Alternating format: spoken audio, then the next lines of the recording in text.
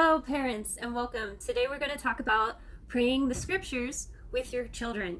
So this is a practice called Lectio Divina, and it's been around in the church for a long time, and it's a beautiful way of praying with the scriptures. So we want to do this in a way that the children are going to understand. First of all, it's very helpful to have either a journal or a pencil and paper.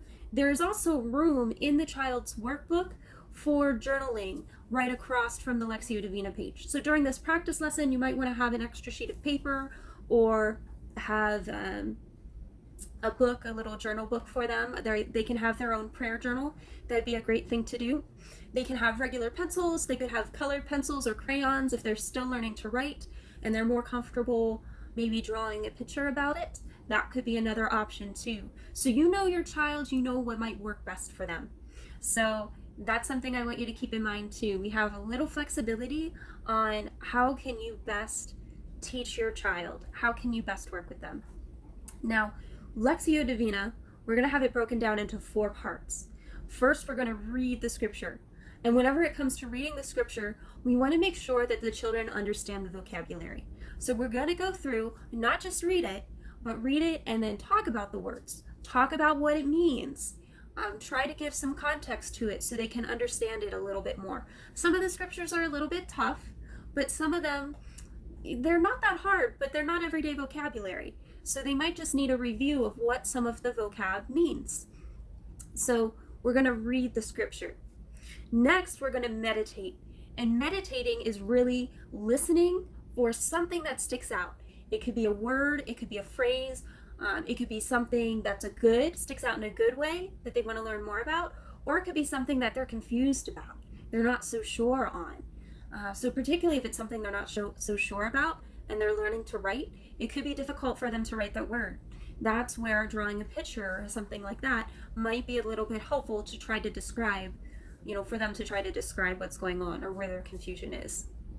So again, meditating on it. And this is where you'll read the scripture, you'll meditate, take some time to be quiet, write down what you're thinking, what stood out to you, what stood out to the child, again, in the prayer journal. And next, we're going to pray with the scripture.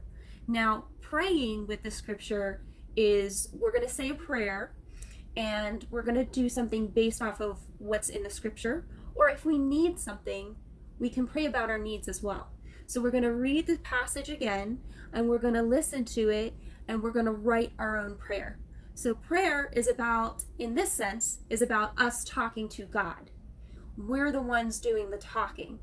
So we've read the scripture, we've meditated on it, now we're praying with it, and we're the ones doing the talking. The next step is listening. And this is where we stop the talking. We're not doing the talking anymore. We're being quiet and listening while we give God the opportunity to talk to our hearts. And often we don't necessarily hear God. He doesn't always come in the clashes of thunder and lightning. And if you read scripture, there's a verse about, first there was thunder and lightning, but God was not in that. And all of these different big things happened, and God was not in that. But then a small wind came by, almost like a whisper. And Moses hid his face because God was speaking to him in that small breeze, in that little whisper. So sometimes that's how God speaks to our hearts. And we need to quiet ourselves enough to listen. And this is where reading the scripture these 4 different times, going through this process, going through this practice, helps us get to a place where we can be quiet, where we can sit and listen. It's hard if you're running late for church and you're in a hurry and you're busy. It's hard to be quiet whenever you sit down. But this is an opportunity for us to go through these steps to help us come to a place of quiet, to come to a place of rest in the Lord and really be able to listen to Him. So I hope you are doing well. If you have any questions, don't hesitate to let me know. Don't hesitate to reach out. All right, I'll see you in the next video.